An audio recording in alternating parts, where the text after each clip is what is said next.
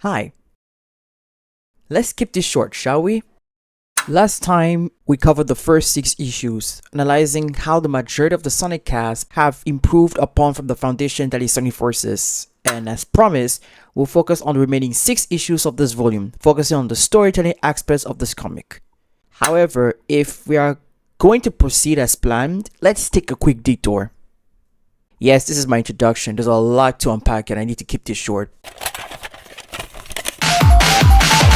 In terms of storytelling, the first 4 issues of IDW Sonic have been formulaic, and that's put it lightly when even amongst the first 4, only one of them felt the most dense than the others. And to be honest, it's not by much. Okay, let me explain. At the start of the first 4 issues, a pattern is quickly noticeable right off the bat.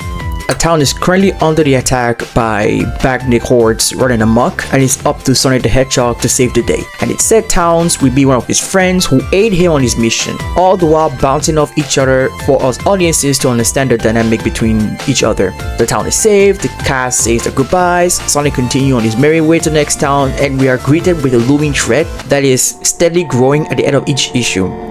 I'm quite honestly oversimplifying it, especially if you remember that between these issues, one of them spices up the narrative by adding new characters that either help or hinder Sonic and his pals, as well as one of the ending pages replacing the looming threat with an intriguing cliffhanger, all the while a small but very important mystery blooming in the form of Dr. Eggman, the titular main villain of the Sonic franchise, suddenly not around to gloat about his return. But frankly, that's pretty much it. Don't get me wrong, given that the issues were released weekly as a way to shout out to the world of a brand new Sonic comic being born for fans, casuals, and newcomers to check out, it was in my opinion a smart move to make. That way it keeps the narrative as simplistic and somewhat episodic for everyone to follow, only giving the more important core aspect that the audience need to know, which is mainly an adventure themed story of heroes, especially Sonic, who saves the day, all the while embodying the theme of freedom and fighting back those who want to exact total control over others. That being said, given the fact that the story gives only the smallest of explanation of the world and its characters, assuming you are already familiar with the Sonic brand and how fast and, as I already stated before, formulaic it is to read, it's easy, at least for me anyway, to quickly move on to the next issue without really dissecting them thoroughly. That being said, this is Sonic the Hedgehog we're talking about. You know there's always something afoot in these comics, and fortunately so, as the comic quite literally expands from its shaky foundations. It all begins with... Yes, I'm aware this is out of order, but trust me, it'll make sense later. Do y'all remember Silver? Of course you do, who doesn't know Silver? Second hero traveling to save his future timeline, once a rival but now a good friend and ally of Sonic, and made his first appearance in the world's greatest punching bag to have ever been released in 2006. His curse has yet to be broken. See, unlike the majority of the Sonic cast, his character wasn't butchered. You can't butcher someone who barely shows up throughout the entire game. However, what you can butcher is the execution. When analyzing the scenes he does show up in, he comes off as plain and unnecessary, both in dialogue and his interactions with others. Almost as if you start to question why he was here in the first place. At least he helps out the resistance, but that's about it really. And sure, the comics answered that, but let's be frank here, it barely serves anything to the story of Sonic Forces. It's literally an afterthought. Fortunately, the writers of IDW Sonic kept his character consistent, as similar to his previous iterations, his personality has remained the same throughout this issue and the other issues he's appeared in. That being said, upon observation, his IDW counterpart's eagerness and bubbly nature shines way more in comparison to his other pre-established personality. It's not an issue, just an observation. Interestingly though, Silver is a great example of how to expand from a pre-established foundation, and it has to do with his function. You see, just like how he was used in Sonic Forces, as he showcases how strong Infinite has become with the power of the Phantom Ruby, he also was used that way in this very issue by introducing a new character while posing a question that was brewing at the back of my mind. Were there any of the characters who fought back the Eggman Empire other than the Resistance? And the answer is yes. Excluding the Resistance, the Avatar, and the obvious being Sonic, Shadow, and their allies, we don't get to see the reaction of the rest of the common folk or anyone really in Sonic's world.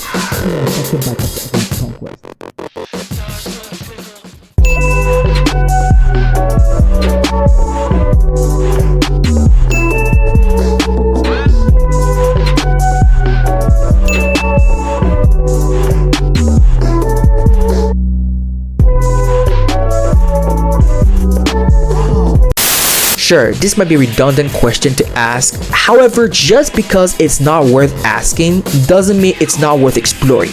Case in point, Whisper the Wolf. Just like the Avatar, she uses her whisper to fight back against the Eggman Empire. Though the opposite path as the Avatar, whom they are okay with partnering with others, she's shown to be introverted, preferring to work on her own with her whips, and by proxy, keeping her distance from others while saving them simultaneously.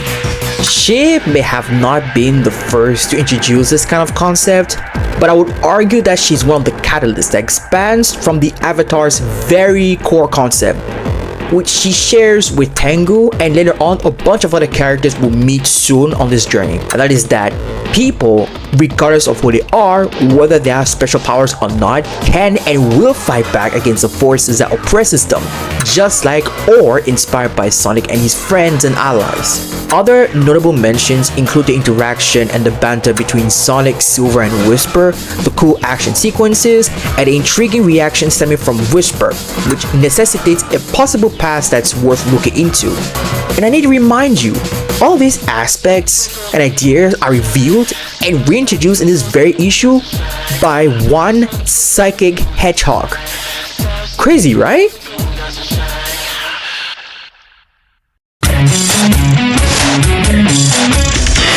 Just like Silver the Hedgehog, Dr. Eggman is also well known. However, unlike him, Dr. Eggman is the most well-known character in the Sonic the Hedgehog franchise, being that he's the main villain. So you would think that for this comic series introduction, him being the central villain will make sense, as it reestablishes his chemistry with Sonic and his cast, all the while showcasing him as the main threat that needs to be dealt with. But instead, the writer in Flynn took Dr. Eggman out of the picture, effectively no longer the main threat, while at the same time still found a way to use the villain into the story he wanted to tell. And this has culminated in the form of what I think is basically a brand new character, really. Issues 5 and 6 present to us a dilemma and a question. Simply put, at the end of Sonic Forces, Dr. Eggman lost again to Sonic. Though instead of recuperating and planning his next scheme, he gets an amnesia thanks to the Phantom Ruby, and thus becoming a whole new person entirely.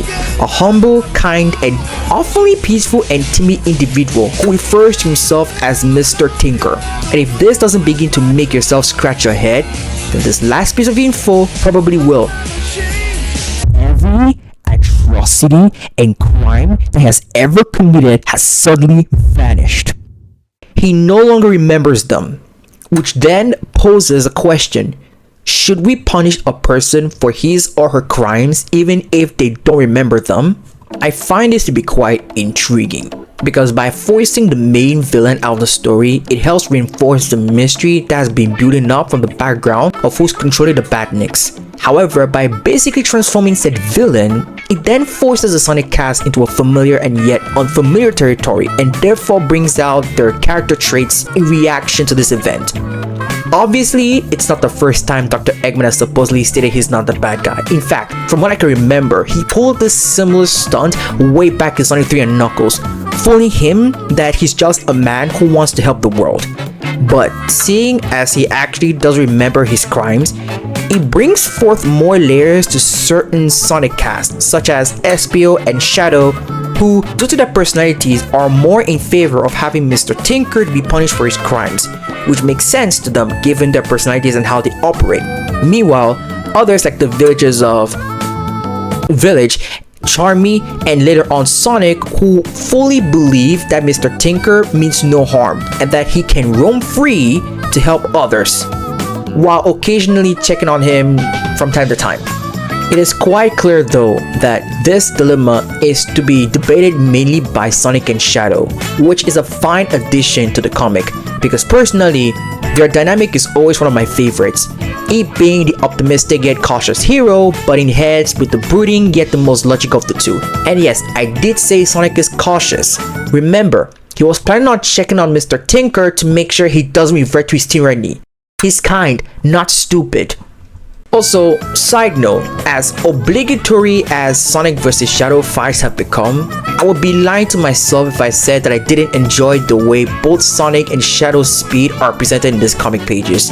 And while the other Sonic cast didn't get to chime in on the debate, seeing that it was pretty obvious what the answer was heading towards, the overall banter between the Chaotix and themselves, as well as the others, are a sight to behold. Got me smiling a few times.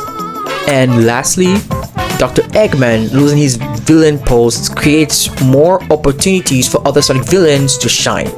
As while Dr. Eggman is the most well known, he's not the only villain.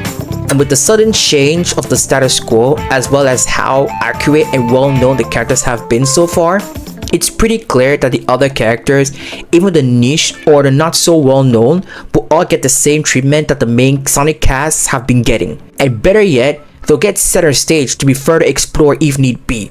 Sure, it does feel too soon for Dr. Eggman to go through this character change, especially since this is his first introduction in this not so new comic book run.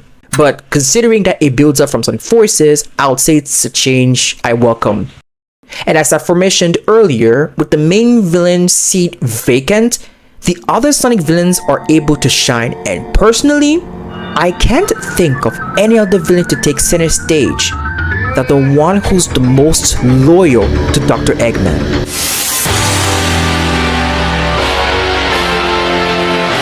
Metal Sonic, or rather Neo Metal Sonic, is immediately revealed to be the central Sonic villain of not just this issue, but of this volume/arc in its entirety, having been the one who's able to take control of the whole Eggman empire through the copied biodata of his creator, disguising himself to instill control, all the while achieving his main goal, conquer and hand control to Dr. Eggman once he has found him. Now you know why I had to keep this out of order. At its purest form, this is an insane revelation, especially when this transformation is put into consideration not because of the "oh my god, plot twist" rhetoric, but because when we are focusing only on the mainline Sonic games and not his cameos, spin-offs, or the like, this transformation hasn't been around for 14 years. Okay, sure, he showed up in the Archie Sonic comic book run, but semantics. This whole issue may be short and simplistic, seeing that if I were to summarize it, it'll be just Neo Metal is either the main bad guy, fight or escape. But that's the thing, it's within its simplicity that makes it so good. For starters, Metal Sonic's latest inclusion in Sonic Forces was lackluster, so his domineering and proud comeback, both in his actions and character in this comic run, is always a great welcome, as both fans and new readers alike get to see or reminded of how committed he is to the Eggman Empire, all the while being a major threat and always trying to prove his superiority to his rival. And secondly, he adds urgency to this entire comic book as a whole, as we now know that he's the one who's after the Master Emerald. Just a quick context for those not in the know. The 7 Chaos Emeralds give Sonic and a few others their super forms while used in unison. Manipulate time when used individually, it can be a massive power source for Dr. Eggman's mech, among other things. The Master Emerald, meanwhile, can do all of that, all the while neutralize the Chaos Emeralds. So yeah, big deal. And thirdly, it sets itself off as a countdown of sorts for Sonic to run against. For we know that Sonic has been trying and succeeded in figuring out who's behind all the attacks he had to stop. But unlike us, the audience, he has no idea what Neo Metal Sonic is up to. Okay, sure, he definitely knows his plan. Robot Son can't shut up and boast about his master plan like his father. But how he's going about it is still something he or anyone else hasn't figured out yet. Hell, he didn't even manage to collect any data from the fleet as instructed by Tails. They're literally in the dark, and Neo prefers it that way. But fortunately, after sneaking around through Dr. Eggman's old base and sifting through his eggnet, Sonic and his friends and allies do figure out what he's up to. But it just so happens that by the time they did, Neo Metal already got what he wanted. Sonic boom, Sonic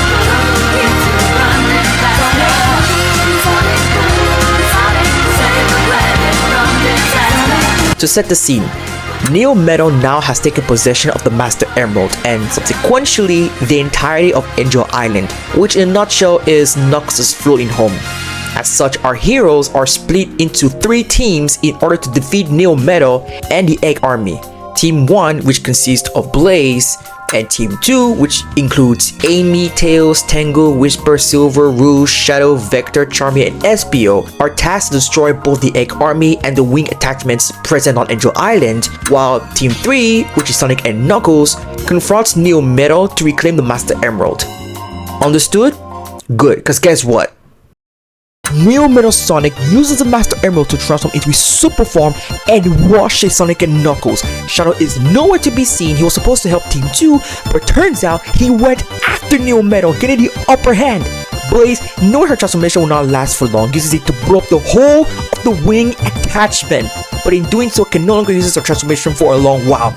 Tails, realizing that his team are in a stalemate, hacks into one of the Egg Fleet and has it to shoot down the whole wing to smithereens. Don't worry, everyone got out alive. And remember Shadow's efforts in subduing Metal? You think he won the battle? Guess what? Neo-Metal scans his Shadow's battle data, fuses it with the Master Emerald, and with Sonic's battle data he copied way back in issue 7. And then... Okay, I've calmed down. Aside from how it obviously became a huge spectacle filled with fanfare, what set this apart from his predecessor is its execution and, more importantly, its payoff. Let's recall what the issues beforehand just did. Issues 1 to 4 was the setup, introducing characters and setting up the premise and conflict, the conflict itself being who's controlling these robots, what are they up to, and where's the main villain. Issues 5 and 6 took a turn on that premise and remolded it by using the main villain as the red herring, which in turn shifted expectations and enhanced the mystery that lied underneath said conflict. Issue 7 was the revelation and the answer to the mystery, but not to the conflict as it has yet to be resolved. Issue 8 was a home stretch while simultaneously functioning similar to issues 1 to 4, and the last 3 pays off as the climax to the conflict. Issue 12 is the resolution, but we're not there yet, so let's ignore it for now. With this presented to you, do you see how it is structured? How it seamlessly builds up from before? And it succeeds spectacularly. With one major hiccup. Say what you will about Dr. Eggman and Infinite narratively wise, these two, by proxy of the medium they're in, function decently as antagonists, as throughout the game, there was a clear struggle to overcome them. Simply put, regardless of the final product, at least we the player, and by proxy Sonic and his allies, had to put up a fight to defeat these two. And for what it's worth, it was an earned victory when we do defeat them towards the end. This is something that Neo-Metal Sonic suddenly lacked immediately towards the end of the climax. Page after page, he was a problem even Sonic had a hard time dealing with. Yet the moment he transformed into Master Overlord, he's easily defeated by the power of deception, the Sonic Heroes Anthem, a kamikaze attempt, nice shot, and a successful Master Emerald heists. I get that our heroes have to win. Most stories go with that narrative. But it felt like they won way too easily. It's more of an issue with pacing per se, but my point still stands. Oh, by the way, Mr. Tinker got kidnapped by Rough and Tumble, working on the partnership with a new character named Dr. Starline, who's trying to bring Dr. Eggman back. Nothing crazy really. Just like the first 4 issues, issue 12 is very much simple to dissect, as it ties up loose ends and adds more fun character interactions as the whole arc ends. It also sets up new plot threads involving Dr. Starline and the return of Dr. Eggman, as it alludes to the next upcoming arc, which we're definitely covering. This is no longer an expansion so much as is just an overall decent ending in comparison to Sonic Forces, but I think I've made my points. Except, I got one more topic to talk about, and it's Sonic. You see, I alluded to him having an extra personality way back in my first Sonic video. and simply put, he's merciful. See, ever since issues 5 and 6, Sonic has begun giving second chances to others. However, he extends that mercy to everyone, even the villains he confronts. Aside from Rough and Tumble, which he and Knuckles apprehended and had them go to prison, there are two specific characters that he extends his mercy towards: Dr. Eggman, now known as Mr. Tinker, and Metal Sonic. I find Sonic's mercy to be fascinating, as that very core personality added to his character practically elevates Sonic's perception and compassion, while also exposing one of his greatest flaws. Let me explain. See, with Mr. Tinker, given the circumstances that led to his existence, Sonic's mercy and by conjunction his compassion shines greatly in both issues. Where others were understandably wanting to just pack him up, Sonic dared to listen to all the points placed on the table, saw and judged for his own eyes how Mr. Tinker operated, and then decided to let Mr. Tinker live, which I find very impressive because out of everyone here, he has the longest and the most complicated history with Dr. Eggman. He had every right to listen to Shadow and deal with Mr. Tinker expeditiously, but he forgo his feelings, looked at the circumstances present to him, and made a call that, while was riddled with kindness, would eventually lead to the creation of yet another ally of Sonic's that would live on to carry Mr. Tinker's values. It also tracks with his functionality as a role model of sorts, as this is not the first nor the last time he will play a role in reforming others or guiding them into who they are now today, regardless of the semantics or circumstance. Also, playing devil's advocate here, as I understand Sonic's mentality here, like, genuinely, who in their right mind would want to bring back Dr. Eggman? Like, there's no way he would have foreseen Dr. Eggman coming back, but alas, he did. But that's a conversation for another time. This also applies to Metal Sonic, but instead, it became an inverse to the prior example, exposing Sonic's ineptitude towards the core feelings and values of the people he tries to save, while at the same time, failure to account for variables that would hinder his attempts. Here's what I mean. When he had Tails to boot Metal Sonic back to function without completely fixing him, he tries to have a truce with Metal Sonic, understanding that while they might never see eye to eye, they should at least come to a mutual understanding.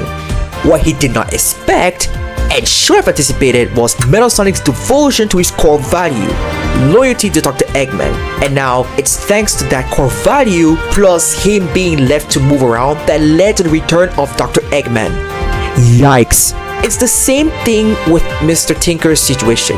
Yes, I just argued that Sonic would not have been able to anticipate it, but it doesn't change the fact that he did not foresee that Eggman would eventually come back, seeing that he was not persuaded to do good, but was instead inflicted with amnesia, and thus was so easy to just let him go free, seeing that you didn't need to persuade him. In both of these moments, Sonic may have been cautious with the Metal Sonic repair, as well as him vowing to visit Mr. Tinker from time to time, but he wasn't cautious enough.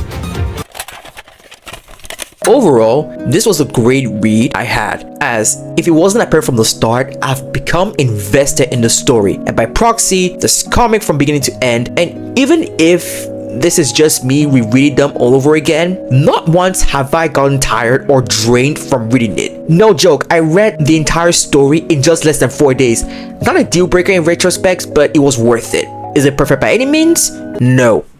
As I already mentioned previously, the pacing in conjunction to the way Neo Metal lost and the overall first 4 issues felt too fast for me. And that's not to mention the other criticisms I have with the setting slash background, for instance. Not to say they're bad, far from it. Some backgrounds and locations were like eye candy to look at, while others felt generic that I had a hard time remembering.